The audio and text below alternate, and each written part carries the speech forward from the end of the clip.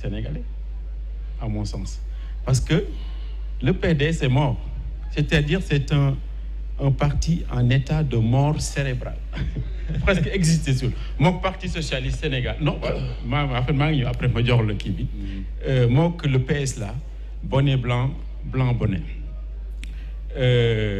Boo bàyyee le président Abdoulaye Wade ñëpp war nañ ko mën a bàyyi aujourd'hui. Beneen mbir mi mooy ça fait 2 mois 3 mois li ñu génn ci élection municipale ñi la votel bokkuñu ci majorité bi boo xëyee rek ne da nga dem loolu non seulement manque de respect la mais am na sax neneen nuñ ko mën a tuddee loolu sànq ñi doon wax affaire éthique mais yéen la classe politique là vous n'avez aucune éthique en fait transhumance góomu robaale la depuis Blaise Diagne Senghor Lamine Gueye mi ngi fi mais yéen da ngeen ko accentuer mais quelle leçon et quel message vous donnez à vos enfants? Le message d'abord. Non, j'ai pas fini. benn kii rek ma terminer ak tout ça man benn question rek. voilà lay laaj parce que man lu may wax du bëri. beneen mbir mi mooy bon j'ai même bon attends ma bàyyi la nga continuer. J'ai perdu le fil mais de toute façon daal vous envoyez de mauvais messages à la jeunesse bëgg nañ leneen ak tout ça. mënoon nga toog fi nga toog liggéey ak monsieur le président liggéey ak Abdoulaye Sow ak tout ça ak ñeneen c'est pas un terrain de football et puis le football c'est pas le plus important monsieur le maire lu ëpp solo pour une commune c'est d'abord le cadre de vie xoolal fii ñu nekk nii Mamadou Diop moo ko fi defar il y avait des arbres c'était beau c'était vert ak tout ça léegi xoolal kenn xamul lu mu nuru beneen bi c'est la culture du ngeen wax affaire bibliothèque affaire lecture ak yooyu mais vraiment vous n'allez pas changer vos communes du ngeen def dara demande sociale baa ngi nii peut-être loolu moo tax nga dem sax demande sociale bi nii ak tout ça parce que da nga war a joxe ay ordonnances ay dépenses ak yooyu xaar ma bàyyi la nga tontu. Merci beaucoup. Avec respect. Non, tu me mets à l'aise. Tu me mets très à l'aise parce que bi nga tuddee Mamadou Diop rek dama xaw a sursauté. Mamadou Diop il était du parti socialiste. Il fait partie yàlla na ko yàlla yërëm ñi nga xam ne combattre na Abdoulaye Wade bu baax a baax bu ko yaa ngi fàttali ko les années 88 89 au moment où on était nous dans le mouvement étudiant man may milité dans le mouvement nawetaan Abdoulaye Wade fii la doon defee mitigam yi fii la ñu doon déparé di lakk Dakar Mamadou Diop ñëw man ma dem rencontre ko dans le cadre du mouvement nawetaan proposé ko li ngay wax nii maa ko proposé man Djibo Wade il a saisi l'occasion pour que Abdoulaye bañ ko defee mitigam mu defar lii mais man tamit ma saisir l'occasion mu defal ko pour que samay population di nooyi donc au-delà de ça li may jàppale Abdoulaye Wade yëpp sama intérêt man commune bu taxawee damay teg foofu loolu moo indi tey ñu def encore Macky Sall defaraat fii donc maa ngi suivre sama logique. fii nag moom nu mu meloon moo gën nii. parce que lii y a trop de malfaçon. non bu Mamadou Diop nga wax. boobu bu Mamadou Diop nga wax. bi ñu ko defee la gestion de fii ba jumaa ja ñu jox ASC Niayes Tally ñu créer un GIE. C'était la première fois qu'une équipe de football crée un GIE qui s'appelle GIE projet des jeunes à l'entrepreneuriat et au travail mooy bu njëkk ba boo xoolee sax boobu jamono boobu fii kenn daawu fi defati leneen kenn du fa dugg di yàq ba lambi par la moment nag avec les résultats mu yàqu ñu defaraat ko nii donc loolu je pense qu'aujourd'hui loolu moo tax beneen bi mooy dama la jox plusieurs raisons yu tax ma rejoindre le président Macky Sall mais yow raison football bi rek nga ci retenir mais man je te dis une chose boo xam ne moo gën a importance retrouvailles des libéraux beneen bi mooy balaa nga naan man aw ma éthique mais demande-moi pour qui j'ai voté présidentiel yi passé j'ai voté pour le président Macky Sall pourquoi voulez-vous pas que ki ma voté ma soutenir ko en 2019. kon projet boo yàgg a toog la lii nii. j'ai dit à mon club. Et à moi-même. à mes trucs je vote pour président Macky Sall. Parce qu'il y avait 5 candidats. Lan moo motivé ce vote pour président Macky Sall. Il y avait 5 candidats. Il faut choisir même ñaari ginaar yuy xeex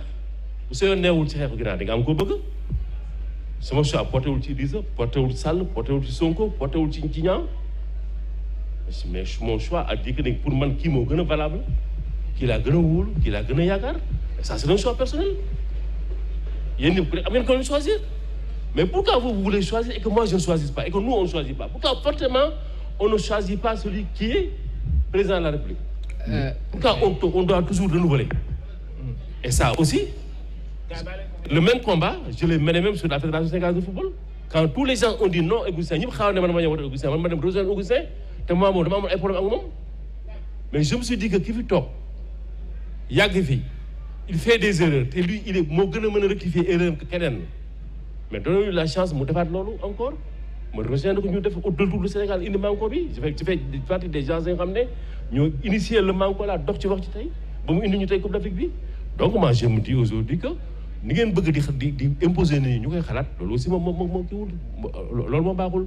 il faut que ngeen may nit ñi yéen boo leen féetee fii ñoom ñuy féetee fële moi je travaille pour les retrouvailles libérales je ne travaille pas pour retrouver Khalifa Sall je ne travaille pas pour retrouver Sonko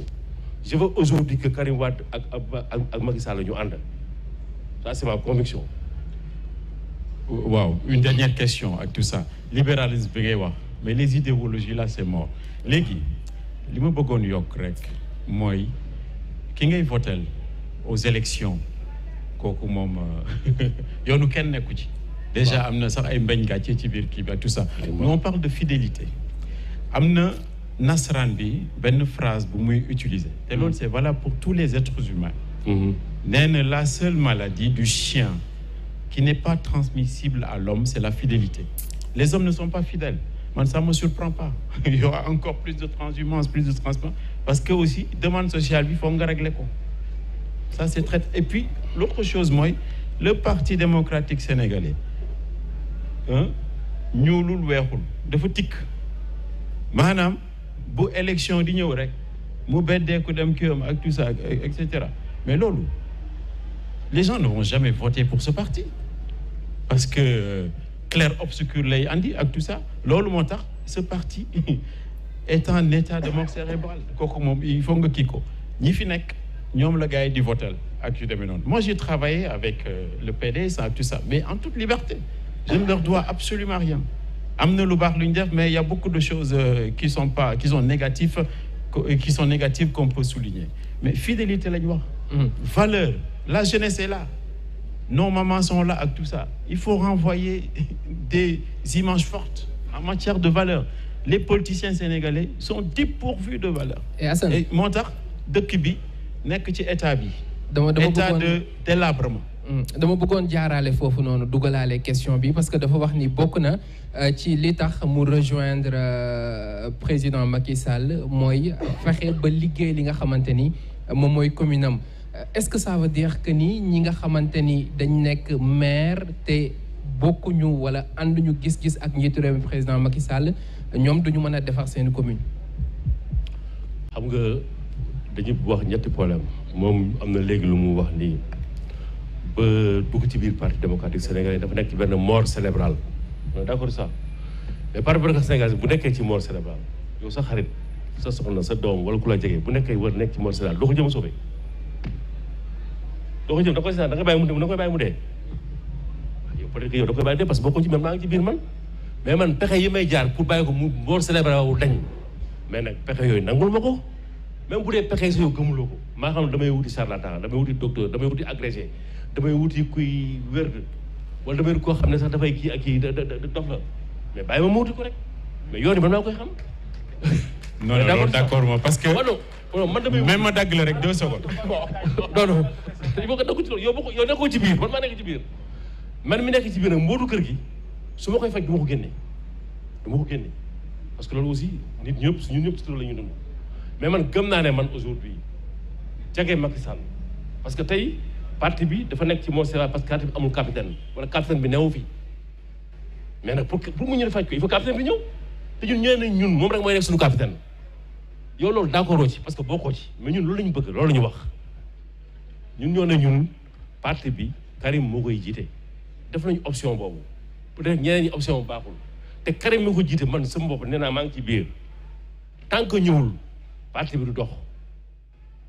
donc man soo mënee dox man ba Karim ñëw dama koy def loolu nag bu leen ma ko tere maintenant je peux réussir comme je peux échouer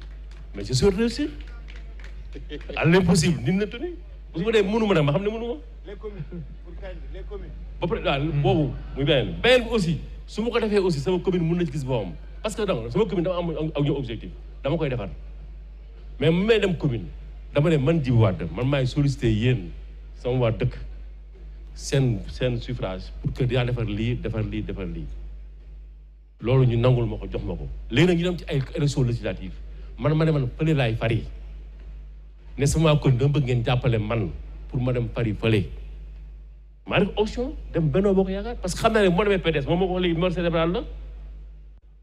te su ma demee fële mun naa régler problème PDS régler sama problème commune régler yeneen problème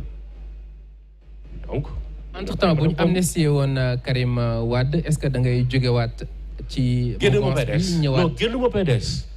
du génn ma génn ma de. damay dimbale ji président génn ma PDS. même bu ma PDS tey dàqoon. ma def recours xeex ak ñoom ne du ma génn ba fay dem fële. est-ce que dégg nga li ma wax. les élections c'est au mois de juillet 31 juillet PDS jëlaguñu décision bi bu ñu pour ba woon dañu jël décision pour kii ma. daa am possible bu ñu jël possible da def 1 mois 2 mois 3 mois même bu fekkee ne jël nañu possible bi dinaa def recours suspendre cette procédure là kon doo suma xeex. loolu may wax ni nag c'est personnel man la concerné. ma bëgg ci dugal nag waa Biscuiterie dem di wax ak ñoom. te du ma ci taay du ma ci sotti. léegi man li nga xam ne moom laay jàngat mooy bàyyi ju nekk ci mort cérébral agresseur bi nga xam ne moo jër paaka dagg ay venam yow mii doom ji nga dem fekk ji agresseur boobu amul cohérence ndax bu fekkee ne Parti démocratique Sénégal li mu nekk nii njiitu réew mi ak ko teg ndax bu fekkee ne Karim Wade kii tax mënta ñëw ci réew mi ci loxoy njiitu réew mi la jógee yow nga dem fekk waat njiitu réew mi est-ce que am na cohérence. si am na cohérence bu dee agresseur bi di dagg benam li koy faj moo ko yoree da ngay defaat ci boobu tarbiwu ko li koy faj aspirine ba koy faj wala alcool ba koy faj bu dee moo ko yoree da ngay dem nga tarbiwu ko sukkal ko raamal ko. à ce point. waaw man mën naa ko def peut-être Karim du ko def Abdoulaye du ko def mais mën naa ko def man jaral na ma ko waaw. su ma jaaree man du rabaissement.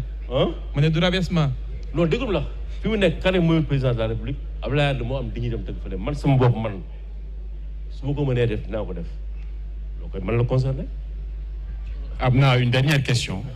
mais réflexion la rek yéen